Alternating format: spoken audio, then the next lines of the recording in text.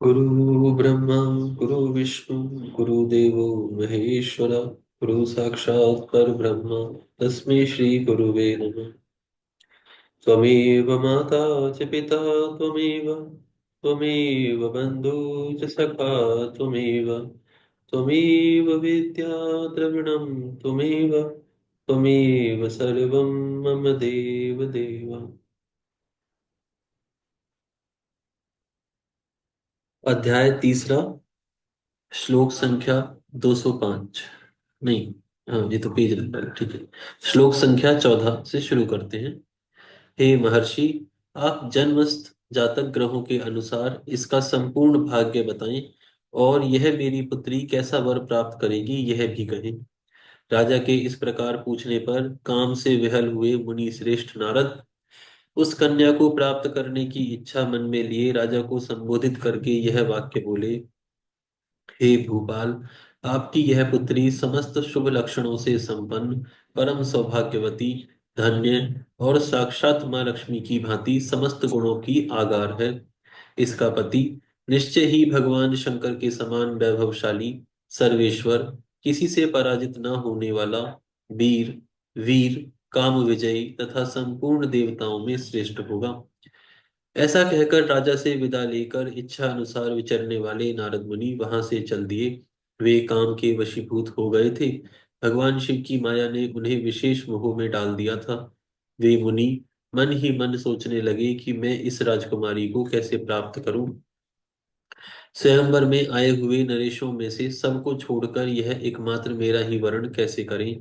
समस्त नारियों को सौंदर्य सर्वथा प्रिय होता है। सौंदर्य को देखकर ही वह प्रसन्नता पूर्वक मेरे अधीन हो सकती है, इसमें संशय नहीं है। ऐसा विचार कर काम से विहल हुए मुनिवर नारद भगवान विष्णु का रूप ग्रहण करने के लिए तत्काल उनके लोक में जा पहुंचे। वहां भगवान विष्णु को प्रणाम करके वे वे करके वे यह वचन बोले कि हे भगवान, मैं एकांत में आपसे अपना सारा वृतांत कहूंगा। तब बहुत अच्छा, यह कहकर शिव इच्छित कर्म करने वाले लक्ष्मीपति श्री हरि नारद जी के साथ एकांत में जा बैठे और बोले, हे मुनि, अब आप अपनी बात कहिए। तब केशव से मुनि नारद जी ने कहा। नारद जी बोले, हे भगवान, आपके भक्त जो राजा शील निधि हैं, वे सदा धर्म पालन में तत्पर रहते हैं। उनकी एक विशाल लोचना कन्या है जो बहुत ही सुंदर है। उसका नाम श्रीमती है। वह जगन मोहिनी के रूप में विख्यात है और तीनों लोकों में सबसे अधिक सुंदर है। हे भगवान विष्णु, आज मैं शीघ्र ही उस कन्या से विवाह करना चाहता हूँ। राजा शील निधि ने अपनी पुत्री की इच्छा से स्वयंवर रचाया है, इसीलिए चारों दिशाओं से वहां हजारों राजकुमार आए हुए हैं। यदि आप अपना रूप मुझे दे दें तो मैं उसे निश्चित ही प्राप्त कर लूंगा। आपके रूप के बिना वह मेरे कंठ में जयमाला नहीं डालेंगी। हे नाथ, मैं आपका प्रिय सेवक हूँ, अतः आप मुझे अपना स्वरूप दे दीजिए, जिससे वह राजकुमारी श्रीमती निश्चय ही मुझे वर्ण कर ले। श्री सूत जी बोले, हे महर्षियों, नारद मुनि की ऐसी बात सुनकर भगवान मधुसूदन हंस पड़े और भगवान शंकर के प्रभाव का अनुभव करके उन दयालु प्रभु ने उन्हें इस प्रकार उत्तर दिया। भगवान विष्णु बोले, हे मुनि, आप अपने अभिष्ट स्थान को जाइए। मैं उसी तरह आपका हित साधन करूंगा, जैसे श्रेष्ठ वैद्य अत्यंत पीड़ित रोगी का हित करता है, क्योंकि आप मुझे विशेष प्रिय हैं। ऐसा कहकर भगवान विष्णु ने नारद मुनि को मुख तो वानर का दे दिया और शेष अंगों में अपने जैसा स्वरूप देकर वे वहां से अंतर्ध्यान हो गए। भगवान की पूर्वोक्त बात सुनकर और उनका मनोहर रूप प्राप्त हो गया समझकर नारद मुनि को बड़ा हर्ष हुआ। वे अपने को कृतकृत्य मानने लगे, किंतु भगवान के प्रयत्न को वे समझ नहीं सके। तदनंतर मुनि श्रेष्ठ नारद शीघ्र ही उस स्थान पर जा पहुंचे जहां राजा शीलनिधि ने राजकुमारों से भरी हुई स्वयंवर सभा का आयोजन किया था। हे विप्रवरों, राजपुत्रों से घिरी हुई वह दिव्य स्वयंवर सभा दूसरी इंद्र सभा के समान अत्यंत शोभा पा रही थी। नारद जी उस सभा में जा बैठे और वहां बैठकर प्रसन्न मन से बार बार सोचने लगे, मैं भगवान विष्णु के समान रूप धारण किए हुए हूँ, अतः वह राजकुमारी अवश्य ही मेरा ही वरण करेगी, किसी दूसरे का नहीं। मुनि श्रेष्ठ नारद को यह ज्ञात नहीं था कि मेरा मुंह कुरूप है। हे विप्रों, उस सभा में बैठे हुए सभी मनुष्यों मुनि को उनके पूर्व रूप में ही मनुष्यों ने हे विप्रों, उस सभा में बैठे हुए सभी मनुष्यों ने उन मुनि को उनके पूर्व रूप में ही देखा। राजकुमार आदि कोई भी उनके रूप परिवर्तन के रहस्य को नहीं जान सके। वहां नारद जी की रक्षा के लिए भगवान रुद्र के दो गण आए थे, जो ब्राह्मण का रूप धारण करके गूढ़ भाव से वहां बैठे थे। वे ही नारद जी के रूप परिवर्तन के उत्तम भेद को जानते थे। मुनि को कामवेश से मूढ़ हुआ जानकर वे दोनों गण उनके निकट गए और आपस में बातचीत करते हुए उनकी हंसी उड़ाने लगे। देखो, नारद रूप तो निश्चित ही भगवान विष्णु के समान श्रेष्ठ है, किंतु मुख वानर के समान विकट और महाभयंकर। काम मोहित में ये व्यर्थ में ही राजपुत्री को प्राप्त करने की इच्छा कर रहे हैं। इस प्रकार की कपटपूर्ण बातें कहकर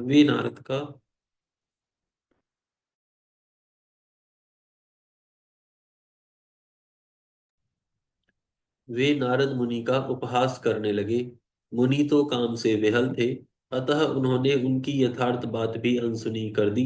वे मोहित हो उस श्रीमती को प्राप्त करने की इच्छा से उसके आगमन की प्रतीक्षा करने लगे। इस बीच स्त्रियों से घिरी हुई वह सुंदरी राजकन्या अंतःपुर से वहां आई। अपने हाथ में सोने की सुंदर माला लिए हुए वह शुभ लक्षणा राजकुमारी स्वयंवर के मध्य भाग में लक्ष्मी के समान खड़ी हुई अपूर्व शोभा पा रही थी। उत्तम व्रत का पालन करने वाली वह भूप कन्या हाथ में माला लेकर अपने मन के अनुरूप वर का अन्वेषण करती हुई सारी सभा में भ्रमण करने लगी। नारद मुनि का भगवान विष्णु के समान शरीर और वानर जैसा मुंह देखकर वह कुपित हो गई और उनकी ओर से दृष्टि हटाकर प्रसन्न मन से दूसरी ओर चली गई। स्वयंवर सभा में अपने मनोवांछित वर को न देखकर वह दुखित हो गई।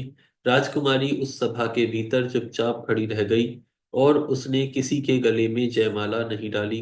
इतने में ही राजा के समान वेशभूषा धारण किए हुए भगवान विष्णु वहां आ पहुंचे। किन्हीं दूसरे लोगों ने उनको वहां नहीं देखा, केवल उस कन्या ने ही उनको देखा। भगवान को देखते ही उस परम सुंदरी राजकुमारी का मुख प्रसन्नता से खिल उठा। उसने तत्काल ही उनके कंठ में वह माला पहना दी। राजा का रूप धारण करने वाले भगवान विष्णु उस राजकुमारी को साथ लेकर तुरंत अदृश्य हो गए और अपने धाम में जा पहुंचे। इधर सब राजकुमार श्रीमती की ओर से निराश हो गए। नारद मुनि तो काम वेदना से आतुर हो रहे थे, इसीलिए वे अत्यंत विहल हो उठे। तब वे दोनों विप्र रूपधारी ज्ञान विशारद रुद्रगण काम विहल नारद जी से कहने लगे। गण बोले, हे नारद, हे मुनि, आप व्यर्थ ही काम से मोहित हो रहे हैं और सौंदर्य के बल से राजकुमारी को पाना चाहते हैं। बानर के समान अपना घृणित मुंह तो देखिए। सूत जी बोले, हे महर्षियों, उन रुद्र गणों का यह वचन सुनकर नारद जी को बड़ा विस्मय हुआ। वे भगवान शिव की माया से मोहित थे। उन्होंने दर्पण में अपना मुंह देखा। वानर के समान अपना मुंह देखकर वे तुरंत ही कुपित हो उठे और माया से मोहित होने के कारण उन दोनों शिव गणों को वह श्राप दे दिया। तुम दोनों ने मुझ ब्राह्मण का उपहास किया है, अतः तुम दोनों ब्राह्मण पौरुष पुरुषत्व से राक्षस हो जाओ। ब्राह्मण की संतान होने पर भी तुम्हारे आकार राक्षस के समान ही होंगे। इस प्रकार अपने लिए शाप सुनकर ज्ञानियों में श्रेष्ठ वे दोनों शिवगण मुनि को मोहित जानकर कुछ नहीं बोले। हे ब्राह्मणों, वे सदा सब घटनाओं में भगवान शिव की इच्छा मानते थे, अतः उदासीन भाव से अपने स्थान की ओर चले गए और भगवान शिव की स्तुति करने लगे। यहाँ पर यह अध्याय समाप्त होता है। अब चतुर्थ अध्याय प्रारंभ होता है। इस अध्याय में नारद जी का भगवान विष्णु को क्रोध पूर्वक फटकारना और श्राप देना, फिर माया से दूर हो जाने पर पश्चाताप पूर्वक भगवान के चरणों में गिरना तथा शुद्धि का उपाय पूछना, तथा भगवान विष्णु का उन्हें साझा बुझा समझा बुझाकर भगवान शिव का महात्म्य जानने के लिए ब्रह्मा जी के पास जाने का आदेश और शिव के भजन का उपदेश देने का वर्णन किया गया है। ऋषिगण बोले, हे महाप्राज्ञ, हे सूत जी, आपने बड़ी अद्भुत कथा का वर्णन किया है। भगवान शंकर की माया धन्य है। यह चराचर जगत उन्हीं के अधीन है। भगवान शंकर के वे दोनों गण जब अपनी इच्छा से कहीं अन्यत्र चले गए, तब काम विहल और अपमान से क्रुद्ध मुनि नारद ने क्या किया? श्री सूत जी बोले, शिव जी की इच्छा से विमोहित उस राजकुमारी के प्रति विशेष आसक्ति होने के कारण अन्य अर्थ अनर्थ के ज्ञान से रहित मुनि ने उन दोनों को यथोचित श्राप देकर जल में अपना मुख और स्वरूप देखा। श्री भगवान शिव की इच्छा के कारण उन्हें ज्ञान नहीं हुआ और भगवान विष्णु के द्वारा किए गए छल का स्मरण करके दुस्सह क्रोध में आकर वे उसी समय विष्णु लोक में जा पहुंचे। भगवान शिव की इच्छा से ज्ञान शून्य तथा समिधा युक्त जल रही अग्नि के समान क्रुद्ध वे नारद भगवान विष्णु से अत्यंत अप्रिय व्यंग वचन कहने लगे। नारद जी बोले, हे हरि, तुम बड़े दुष्ट हो, कपटी हो और समस्त विश्व को मोह में डाले रहते हो। दूसरों का उत्साह तुमसे सहा नहीं जाता। आप मायावी हो और आपका अंतःकरण मलिन है।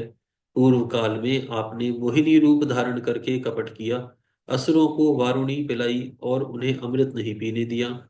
छल कपट में ही रत रहने वाले हरि, यदि महेश्वर रुद्र दया करके विष ना पी लेते तो आपकी सारी माया उसी दिन समाप्त हो जाती। हे भगवान विष्णु, कपटपूर्ण चाल तुम्हें अधिक प्रिय है। आपका स्वभाव अच्छा नहीं है। भगवान शंकर ने आपको स्वतंत्र बन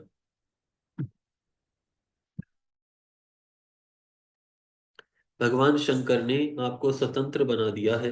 परमात्मा शंकर के द्वारा ऐसा करके अच्छा नहीं किया गया और आप उनके प्रभाव बल को जानकर स्वतंत्र होकर कार्य करते रहते हो। आपके इस चाल ढाल को समझकर अब वे भगवान शिव भी पश्चाताप करते होंगे। अपनी वाणी रूप वेद की प्रामाणिकता स्थापित करने वाले महादेव जी ने ब्राह्मण को सर्वोपरि बताया है। हे हरि, इस बात को जानकर आज मैं बलपूर्वक आपको ऐसी सीख दूंगा जिससे आप फिर कभी कहीं भी ऐसा कर्म नहीं कर सकेंगे। अब तक किसी तेजस्वी पुरुष से आपका पाला नहीं पड़ा, इसीलिए आज तक आप निडर बने हुए हैं। परंतु हे भगवान विष्णु, अब आपको अपने द्वारा किए गए कर्म का फल मिलेगा।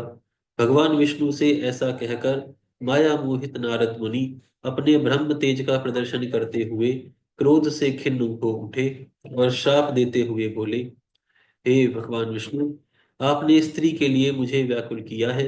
आप इसी तरह सबको मोह में डालते रहते हो। यह कपटपूर्ण कार्य करते हुए आपने जिस स्वरूप से मुझे संयुक्त किया था, उसी स्वरूप से हे हरे, आप मनुष्य हो जाओ और स्त्री के लिए दूसरों को दुख देने वाले आप भी स्त्री के वियोग से दुख भोगो।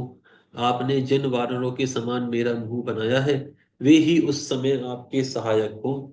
आप दूसरों को स्त्री विरह का दुख देने वाले हो, अतः स्वयं भी आपको स्त्री के वियोग का दुख प्राप्त हो और अज्ञान से मोहित मनुष्यों के समान आपकी स्थिति हो। अज्ञान से मोहित हुए नारद जी ने मोहवश श्री हरि को जब इस तरह का श्राप दिया, तब उन भगवान विष्णु ने भगवान शंभु की माया की प्रशंसा करते हुए उस श्राप को स्वीकार कर लिया।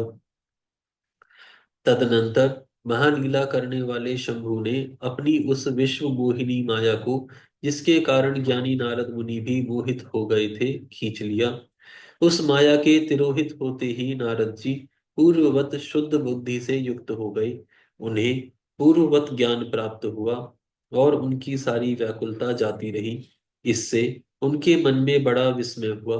वे पश्चाताप करके बार बार अपनी निंदा करने लगे। उस समय उन्होंने ज्ञानी को भी मोह में डालने वाली भगवान शंभु की माया की सराहना की। तदनंतर यह जानकर कि माया के कारण ही मैं भ्रम में पड़ गया था, विश्व वैष्णव शिरोमणि नारद जी भगवान विष्णु के चरणों में गिर पड़े। आज यहाँ विराम करते हैं, फिर कल से प्रारंभ करेंगे। हरिओम।